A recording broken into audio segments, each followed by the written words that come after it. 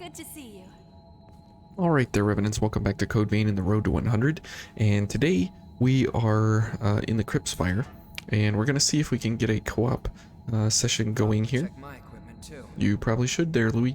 And the interesting thing about this build set when you duplicate it is that you have a monster backstab setup here that will almost pretty much one-shot every enemy in this area. Since we are quick mobility, we get 20% from swift destruction increase, we get 30% from sharpened fangs increase for backstab or parry, and we get avarice for 50% increase to our drain rating with a devour chrome, which gives us 50% increase as well, multiplicative. So that's a 2.25 times our ichor recovery, as well as regenerative drain for picking up health along the way. So it's very self-sufficient, while at the same time we have we would have had triple overdrive with Louis here. We would have had double offensive order, and we would have zero recast as well. Since our blood veil has all the increases here, we get about 13.5, about 14 ichor on a backstab. You'll notice that we are right at weight limit, 53.55 out of 55. So we are very high damage, very sneaky, very hard hitting backstab. We would have had double morale boost for an increase to 360 stamina. So this build right here overall for the Crypt Spire is a monster build for destroying the enemy in basically no time, with literally having no other warning that you can think of. And because Tranquil Slice is so incredible that when you are duplicating it among the enemies, you are able to make incredible use of Zero Recast with duplicated Tranquil Slice. And so if you have the ichor available to continue getting backstabs and destroying the enemy, as you can see here, we are able to completely ruin everything that we have, or that the Lost has going for them. And as you can see, we can really make good use of our backstab values, while at the same time doing incredible amounts of damage. I mean, that was 19,000 right there on a backstab, and that wasn't even using like a lightning veil or something like that to put these guys down quicker. Okay, so we'll go for it. Okay, and then go for a backstab to get all of that wonderful ichor goodness back. And so as you can see, we do pretty good for ourselves. Now we are very single target heavy, which is where the second invisible revenant would come in super handy at this point, is that they would be able to sneak around and get more backstabs for us, and so on and so forth. It would be an incredible display of Tranquil Slice everywhere if we were able to in fact be doubled up here with duplicated builds.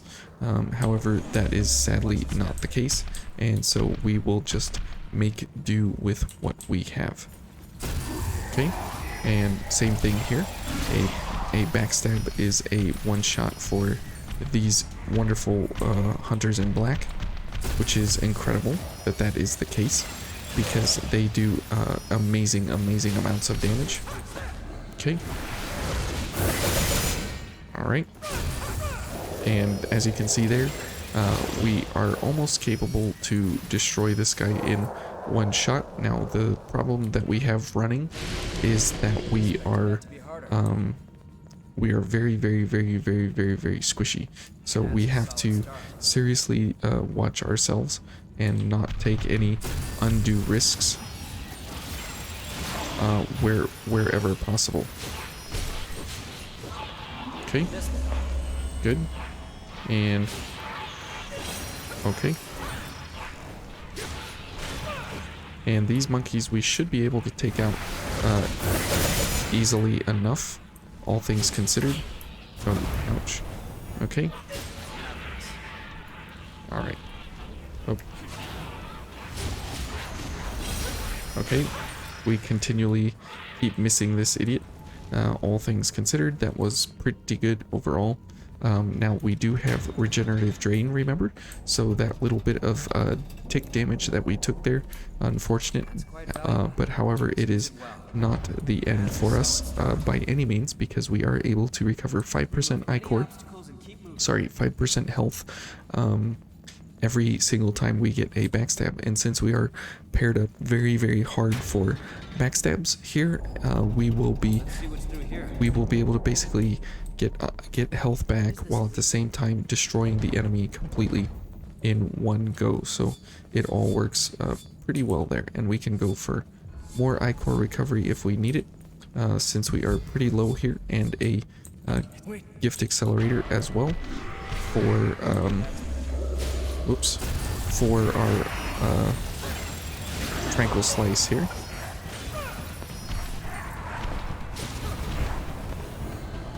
Now that would have been nice to use a parry there, but I was not thinking at the moment.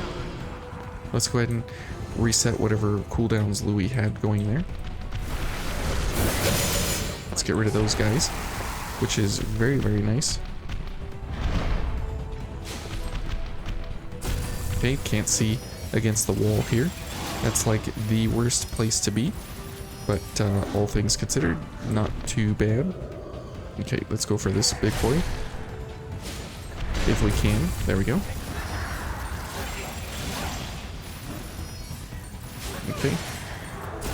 And again, we'll just continue up onwards here with our damage sets. Very, very nice. Okay, now we got 2 of the big boys, so you know what that means. Try and separate them as much as you can. Okay.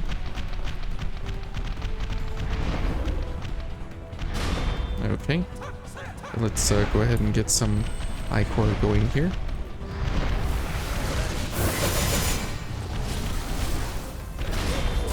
Okay, awesome. Louis got that guy slowed up there, which is very, very nice. Oh, okay. Good job, Louis. Let's just go ahead and slash him down. Okay, very nice. Ouch. Now this is going to be a serious problem, because we will probably die from this. Okay, Louis is dead. Well, that was a very, very sad ending there to that entire encounter, because that should not have gone down that way. So we lost a significant ability there in not having another overdrive, while at the same time not being able to recover anything. So sad day for Louis there, but you know, sometimes that's just how it goes. So as you can see, now that we are up to max cap of our ichor at 40, we are able to use basically all of our gifts as freely as we wish, because every time we get a backstab, we are able to get ichor and health back, as you can see there, and it makes for a very, very rewarding loop here for how we engage each of the enemies.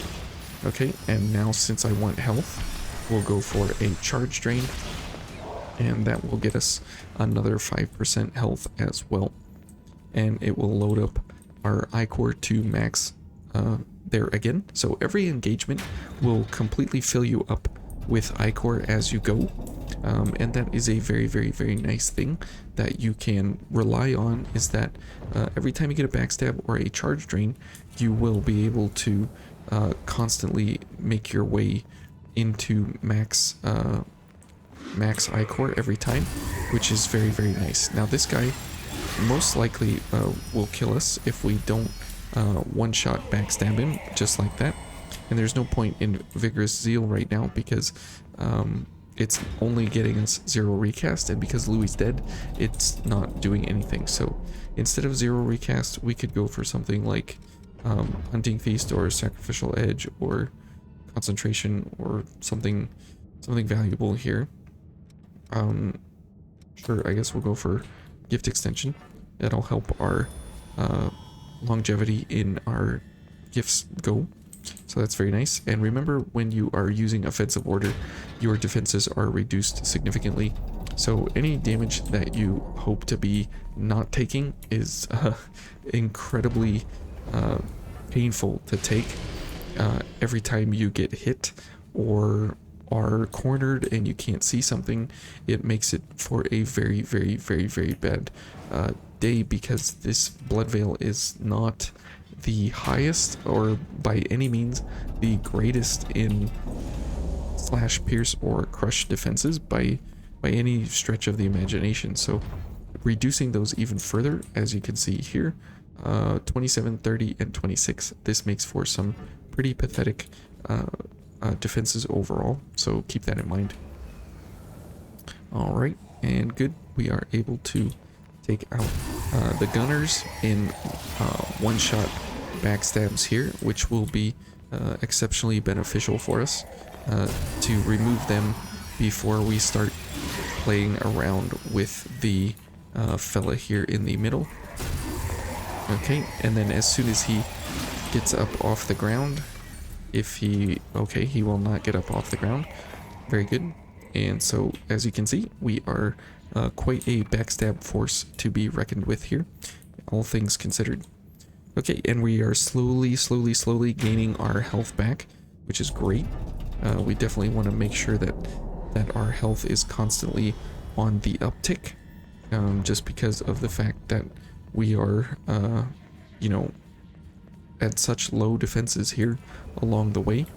It makes for a great understanding of what we have running to make sure that our health is constantly regenerating. So this is kind of helpful, that we don't need to worry about healing with a regeneration as much, because every enemy we engage, we basically kill them in one hit. Whoops, except this guy. So, but it is very helpful and useful. So instead of Vigorous Zeal now, we'll probably want to go for something like maybe Iron Will. Reduce some of that damage coming in if we in the event that we might get hit, right? And chances are, through the Crypt Spire here, chances are you will get hit at some point. And I forgot that Vigorous Zeal is for offensive order, so we'll have to put that back on. But as you can see here, the Ice Blood is pretty good for Tranquil Slice overall.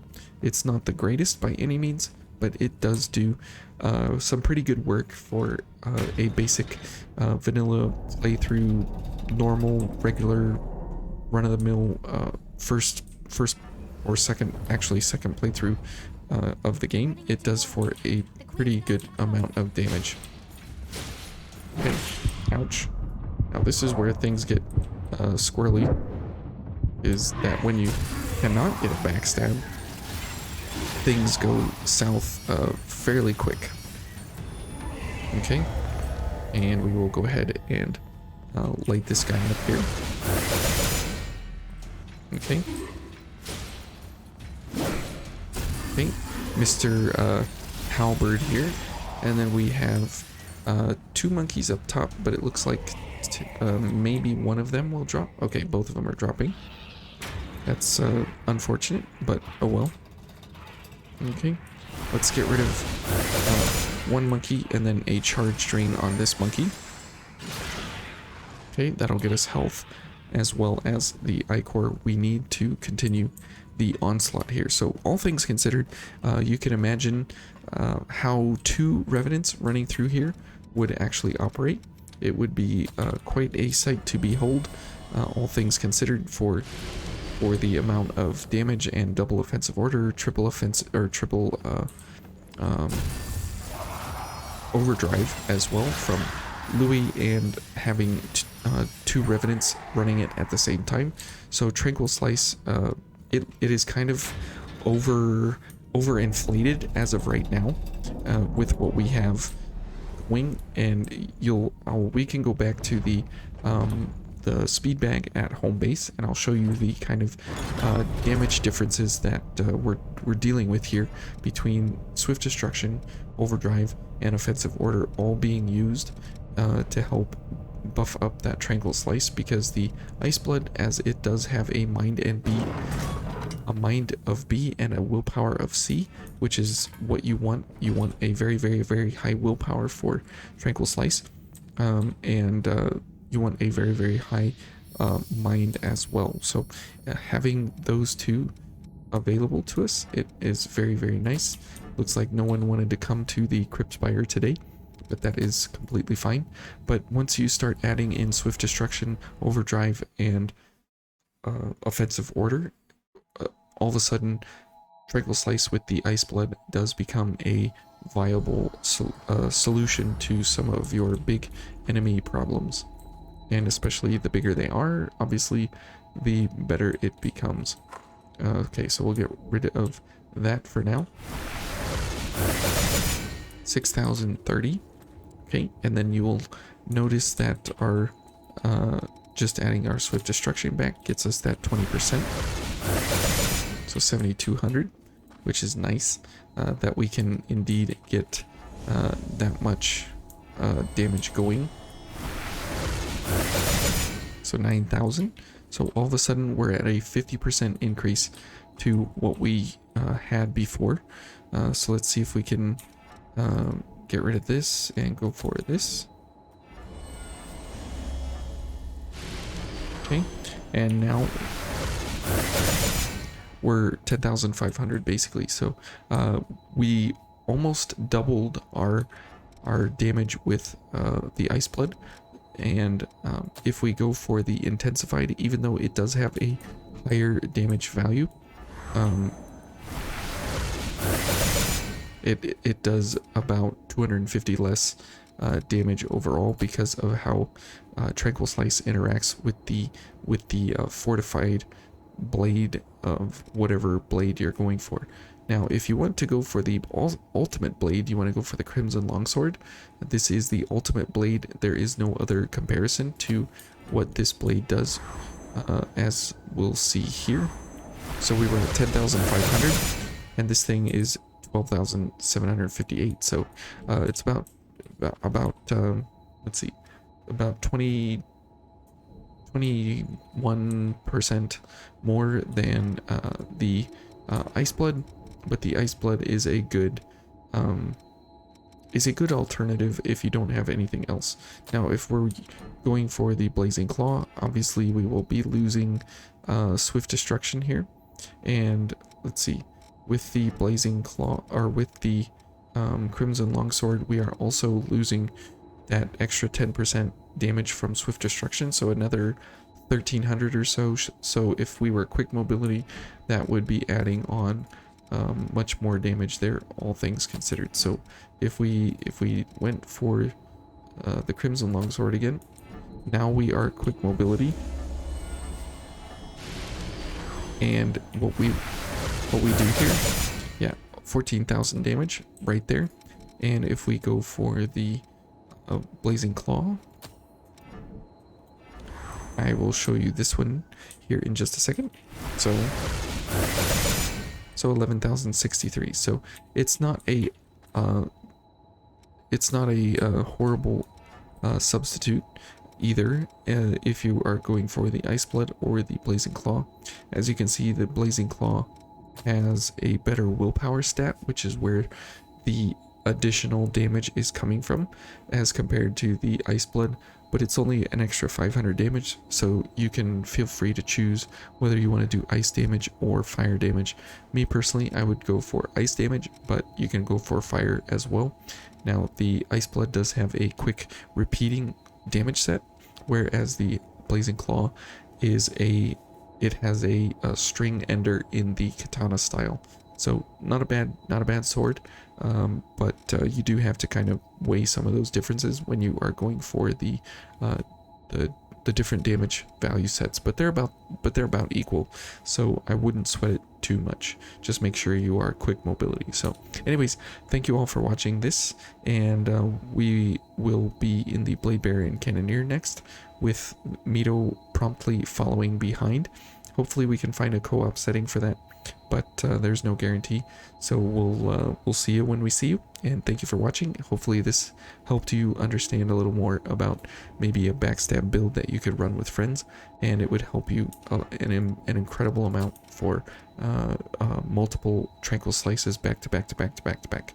So thank you, and we'll see you tomorrow. Bye.